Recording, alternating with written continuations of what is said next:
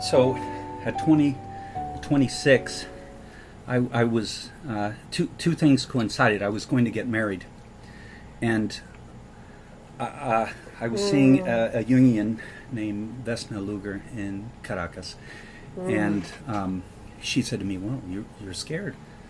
And I had another dream of I was working in advertising before I went into psychology, and I dreamt that I saw I was sitting at this desk, I open up the drawer, and I see a little cross with Jesus and four roses on the corners. And I look at it, and I realize I must leave advertising. I get up, I walk to a crossroads, and there is Roland Janice, who was a tremendous boss in advertising with Leo Burnett, and he hugs me, and I say I must go. And I told that to Vesna, and she said, it's not that Jesus wanted you to imitate exactly what he was doing, but to take up your cross with the same fidelity that he took up his. And in his case, it was confronting even having to die. And can you follow your individuation process with such loyalty? And then in relation to I was thinking the relationship that I was in was getting serious, and she goes, you're very scared. And so the combination of that led to me making that painting of, first I wrote the poem, and then I made this image of Jesus on the cross, and it's called Alone on the Hill. And it's that the whole poem is sort of leading towards one must go up and confront one's calling and hold opposites and fears and lean into them if you feel that, and that's you feel like you've been divinely authorized to walk a path, no matter what it might mean. And so I've often thought about that. It's like you said, you have to have the courage to leave containers. I was very contained in advertising. I was very contained in Venezuela.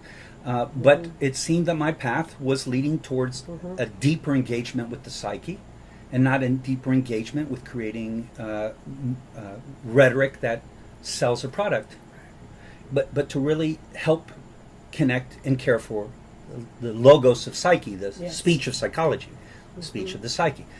And so all of this wasn't just about getting married, it was about daring to leave everything to go off and take that path up of studying more deeply, which was part of my calling, to hear and listen and articulate the psyche. To drop your net.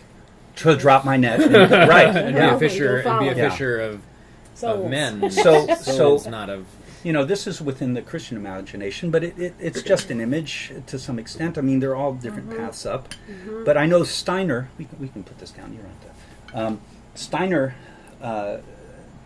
talks about that in the Rudolf Steiner talks about there was the old law, which is sort of Abraham's law, where everyone was known and valued by bloodline.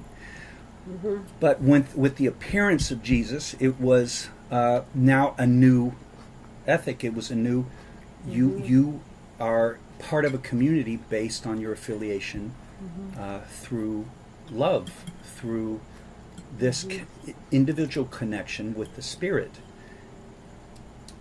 So I gathered those ideas up because I think it is the issue of the time. It's the schism problem. It is the issue. And however you want to approach it, it's really about how can you become aware of these opposites by confronting where it hits your psyche, not up in the head in academic conversation, but where is all of this showing up in your psyche emotionally, keeping it all in movement, feeling the epiphanies of that inner authorization, and through love, but a very conscious, discerning love that's very connected to darkness, to depth. It's not, but and then you start to feel that oneness through our common humanity. But it's not insisting on that monotheistic or bloodline. You're one of us, or you're not one of our group based on blood, or anything literal. I'm part of the APA. I'm part of the, whatever academic realm of thought I'm identifying. None of that. in the end, it's about that individual encounter, that inner authorization. And my final thought. Your spiritual essence, who you are. Yes. And on this sort of thread of conversation, Edinger, in his book on Apocalypse, talks about are groups that are gathered because a person is carrying the projection of the self, which is what you were describing earlier. And there is another formation of group where the self, the Godhead, the living God within, brings each individual's connections, orchestrates a group, which I see in Silverado, the movie with Brian Dennehy and these other, Kevin Costner and all of that, where the four, by circumstance it seems, all suddenly are riding together. It wasn't that their ego sought that out. It was you could say the self or the living God within each of them brought them together, or King Arthur in the Knights of the Grail. Or even the Lord of the Rings, the fellowship that comes together, brought because of the propitious moment. And authorized from something very deep. Individually called, yes.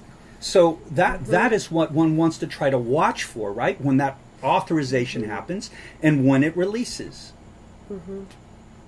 So that you don't get caught with something that's become too rigid, and then the God has to let one loose on top of the roof of the church.